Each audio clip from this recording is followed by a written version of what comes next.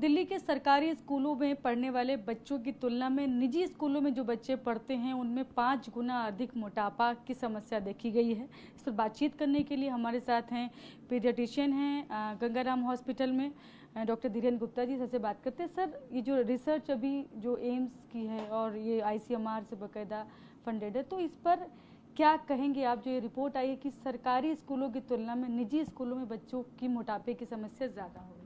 देखिए, कोई बहुत आश्चर्य की बात तो आपको भी नहीं लगी होगी। ये मोटापा होता क्यों है? मोटापा होता है अगर आप कैलोरीज को ज़्यादा कंज्यूम करें और आपकी जो कंजम्पशन है, जो आपकी जो यूज़ है कैलोरी की, वो कम हो, तो आपके अंदर बैलेंस जो है पॉजिटिव बैलेंस हो जाएगा। तो अगर हम आसपास अपने बच्चों को देखें जो गवर्नमेंट में ना पढ़ के प्राइवेट में, डिफरेंस क्यों है वो बाद में बात करेंगे। हम इन जनरल बच्चों की बात करते हैं। बच्चों के आजकल क्या हैबिट है बैठे बैठे खाएंगे, ठीक है, जंक फूड खाएंगे, चिप्स वगैरह जैसी चीज़ें हैं, उसमें कैलोरीज हाई है। आपकी फिजिकल एक्टिविटी कम है। बहुत लोग फिजिकल एक्टिविटी करना भी चाहते हैं। आप दिल्ली में ही देखिए, कितनी जगह है जहाँ पे आप भागना चाहते हैं, पीछे आपके कुत्ते और आपकी जानवर पीछे पड़ जाएंगे, तो बेचारे उनकी भी गलती नहीं है, आपके पास जगह ही नहीं है फिजिकल एक्टिविटी की। दूसरी है, बड़ी स्ट्रेसफुल लाइफ है। शायद जितना आप रिच हैं उतना स्ट्रेस है आपको अच्छा रहने के लिए। एडल्ट में देखें, आप जितना रिच हैं आपका मन करता है और पैसा है, उससे स्ट्रेस आपका इंक्रीज होता है। तो बहुत सारी चीज़ें स्ट्रेस से लिंक्ड है। कितने सारे बच्चे हैं जो रात को सोते ही नहीं। अगर आप इन जनरल एडोलोसेंट बच्चों की बातें करेंगे, पेरेंट्स से सबसे मुख्य उनका जो प्रश्न होता है, सर ये तो 2 बजे सोएगा, रात को 3 बजे सोएगा, अगले दिन 11 बजे तक सोता रहेगा। उससे क्या होता है, साइकिल आपकी डिस्टर्ब हो जाती है। तो मल्टी फैक्टोरियल है।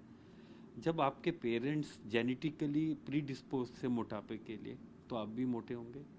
ये देखा गया है, जो लोग बचपन में मोटे होते हैं, ओबीज होते हैं, उनमें से 3 अगर ओबीज हैं, 1 एडल्ट में भी ओबीज होगा। तो मल्टी फैक्टोरियल है। खाना ज़्यादा, कैलोरी कंजम्पशन कम, मींस कंजम्पशन ज़्यादा, आपकी यूटिलिटी कम, आपका sedentary lifestyle, genetic predisposition, stress, बहुत सारे फैक्टर्स हैं। आपके पास प्लेग्राउंड नहीं है खेलने के लिए। अगर आप फिजिकल एक्टिविटी करना भी चाहें, ज़्यादा से ज़्यादा जिम है जो हर कोई नहीं जा सकता, हर किसी के पास टाइम नहीं होता। आप स्कूल के टाइमिंग देखिए, बेचारे सुबह जाएंगे, शाम को आएंगे, फिर ट्यूशन्स। आई मीन टू से अनरियलिस्टिक वर्ल्ड में रह रहे हैं। अभी डिफरेंस क्यों है गवर्नमेंट और प्राइवेट में?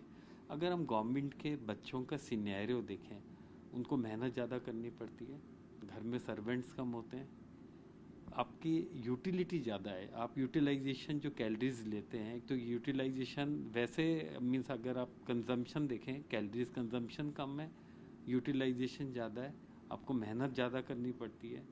हर किसी के घर में कारें नहीं हैं, काफ़ी लोग पैदल चलते हैं, तो इस वजह से उनके अंदर मोटापा कम है। दूसरा सर, मोटापा भले उनमें कम हो, लेकिन मेटाबॉलिक सिंड्रोम जो है वो विकसित होने की समस्याएं ज़्यादा उनमें देखी गई। देखिए, मेटाबॉलिक सिंड्रोम्स जो है वो ओबेसिटी से लिंक है।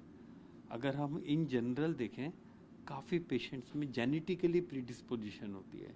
अगर उनके अंदर हम कैलोरी कंजम्पशन ज़्यादा ना भी देखें, उनके अंदर हार्ड लेबर भी देखें, लेबर करते हुए, बट इन जनरल अगर हम देखें मेटाबॉलिक सिंड्रोम ओबीज लोगों में ज़्यादा होगा एज कम्पेयर टू जो पतले दुबले हैं।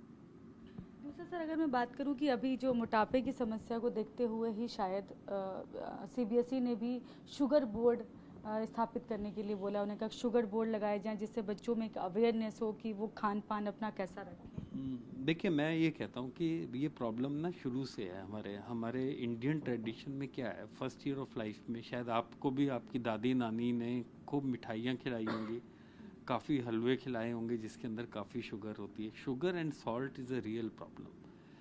हमारे शुरू से ही हम लोगों के अंदर ये ट्रेडिशनली शुगर एंड सॉल्ट काफ़ी ज़्यादा यूज़ होती है। तो आज की एज पे भी, जिस एज में मैं हूँ, उस समय मेरे लिए शुगर क्रेविंग रोकना बड़ा मुश्किल है। आपने इन जनरल बोला होगा कि मिठाई देखते मैं रुक नहीं सकता या रुक नहीं सकती। ये ऐसा क्यों है? अगर आप फॉरेन में यही बच्चों को देखें, बड़ा ब्लैंड खाना खा लेंगे आप, ना तला हुआ हो, ना घी हो, ना मक्खन हो, ना शुगर हो, ना सॉल्ट हो, आराम से खाएंगे। हम लोग नहीं खा सकते। ये हमारी प्रॉब्लम है फर्स्ट 2 ईयर्स की। तो हमें लगता है कि हमें पूरा चेंज करना चाहिए सिनेरियो। और जो ये शुगर बेबी जो है, ये वाला जो हमें कहते हैं डायबिटीज़ की हम कैपिटल है, काफ़ी रीज़न हमारे खान पान शुरू के 2 सालों से लिंक्ड है। हमें अपने धीरे धीरे हमें अपने ट्रेडिशन और हम जो एक अपने आप में एक अहम या कहोगी हम प्राइड फील करते थे कि भाई देखो हम लोग तो मीठा बिना खाए रह नहीं सकते, वो शायद हमें हटाना पड़ेगा।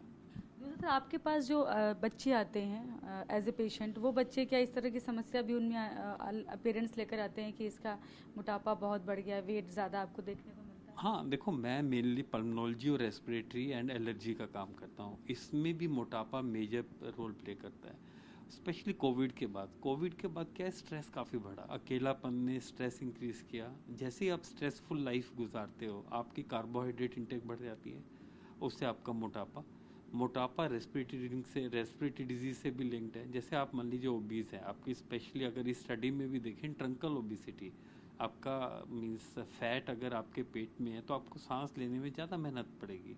अगर आपकी सांस में ऑलरेडी मीन्स कंजेशन है जिसको हम अस्थमा बोलते हैं, तो इन बच्चों में ज़्यादा प्रॉब्लम होगी। तो शायद सारी चीज़ें लिंक्ड है, metabolic syndrome, obesity, stress and poor sleeping habit. मैं ये कहूँगा 4 चीज़ें हैं जो आपस में लिंक्ड है, कहीं ना कहीं हमें ब्रेक करना चाहिए। दूसरा, खान पान के बारे में बता दीजिए कि क्या बच्चों को खाना चाहिए, पेरेंट्स खास तौर पे जानना चाहते हैं। देखो एक चीज़ मैं आपको बताऊं, जो भी चीज़ टेस्टी लगती है आपको, उसमें कहीं ना कहीं शुगर एक्सेस होगी या फैट एक्सेस होगा। जब भी आप कहोगे या खाने में मज़ा नहीं आया, तो क्या होगा, उसमें कहीं ना कहीं शुगर कम होगी या फैट नहीं होगा। तो आप ऐसा खान पान चुनिए जो हेल्दी हो, ना केवल कहने के लिए बट अपनी करनी और कथनी में भी फ़र्क रखिए। जैसे घर में मान लीजिए आप मिठाइयाँ आती हैं आपके घर में, बड़ा मुश्किल है उसको कंट्रोल करना, बेटर है ऐसे फूड्स को आने ही ना दें। मैं ये कहूँगा आपको अपने आप को चेंज करना पड़ेगा एज पेरेंट्स, तभी आप अपने बच्चों को प्रीच कर सकते हो। और टेस्ट तो डेवलप हो जाता है, जैसा डेवलप करेंगे वैसे ही टेस्ट में मैंने बोला सारी प्रॉब्लम फर्स्ट 2 इयर्स की है। अगर हम फर्स्ट 2 इयर्स में शुगर और सॉल्ट को दूर रखेंगे तो आपके बच्चों को आदत नहीं पड़ेगी, और आप देखेंगे लेटर ऑन प्रॉब्लम्स उनको नहीं आएगी कि हमें टेस्टी नहीं लगता खाना, हमें मसाले वाला खाना चाहिए। आप मैंने कहा ना, आप फॉरेनर्स को देखिए, बिना मसाले के टेस्टलेस खाना आराम से खा लेते हैं, ठंडा खाना। हमें क्या चाहिए, बिल्कुल गरम पराठे, घी लगा हुआ, मक्खन लगा हुआ, अच्छा नमक मिर्ची वाला मसाला, मीन्स गोलगप्पे या किसी अच्छी मिठाई। अगर मिठाई में खोया भी कम हो तो हम लोगों को अच्छा नहीं लगता। ये सारा ट्रेडिशन हमारा बचपन से शुरू हुआ है, कहीं ना कहीं हमें चेंज करना चाहिए। ये स्टडी तो ओपनर है, आई थिंक हर किसी को मालूम है अंदर ही अंदर, ये स्टडी ने कोई नई चीज़ नहीं बताई, बट इसको अपनाना, इस अच्छे लाइफस्टाइल को अपनाना डिफ़िकल्ट है। स्टार्टिंग पेरेंट्स से होनी चाहिए खुद, means charity should begin from home.